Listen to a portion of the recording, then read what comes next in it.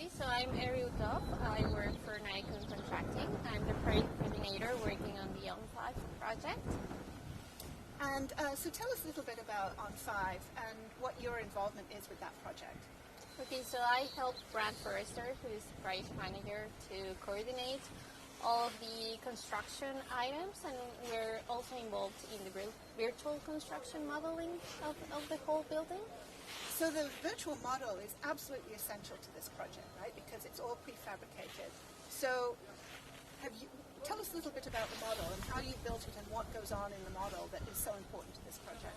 It is, exactly. So we've been through a long pre-construction phase that has involved this virtual construction model.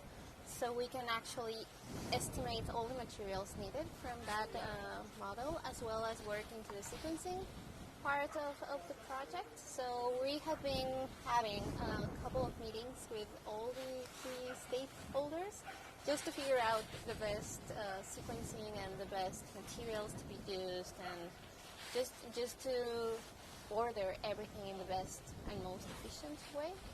So is the model tied upstream to the suppliers? Like, is the CLT supplier able to kind of input their information from their products straight into the model? How does that work? It is. We actually have two parts to the virtual construction phase. We have one model of our own, which we call a constructability model, which has every bit and piece of the project in there. And we also receive another virtual model from the Catera company, which is the one supplying all the CLT panels. So what we do is we link them both together to create one big model with all the information. So yes, we receive input from them, and we integrate that into our own constructability model to make all the pieces actually match. Now, you've got your model, you've got all of the elements in there, all of the information about those elements. We've now created all of these panels here from the model. What happens next?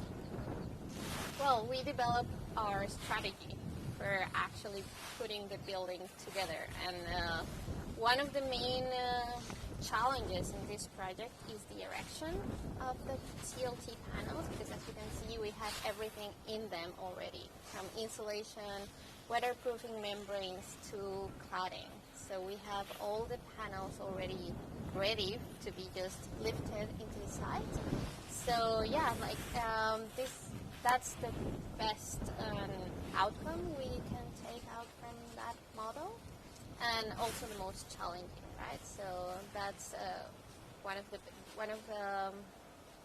best results we can get from this virtual construction process. So are you really documenting all of the workflows that are going to be followed as the panels go from here to the construction site and then installed into place, and then there's obviously all of the processes that are needed to basically put everything together. Is that all included in the model too?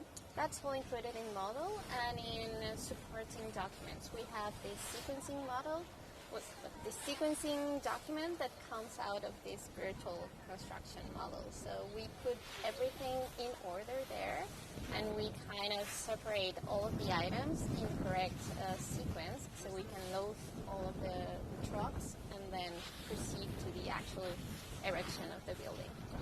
Is the model going to be used at the end of the construction process and then handed over to the owner? Is it part of the facility management program? It is. As well? Yeah, it is. It's going to be the owner's property, and we can also use that for after construction monitoring. So we're working with this company that's going to install a lot of sensors that are going into the panels themselves. So that's going to help for the post-construction monitoring of the whole building performance. So if there's one unique feature of this project that you want to tell everyone around, what would that one unique feature be that you've never experienced before that you think is really important? I would say the prefab part of the project. So what we're doing here, actually prefabbing the panels on a horizontal plane, has speed up our installation duration quite a bit. So in this way, we're saving in material waste, we're saving in logistical processes, and we are doing a much more fast installation. So we are putting the building together in a faster, more efficient way. So I think that's one of the key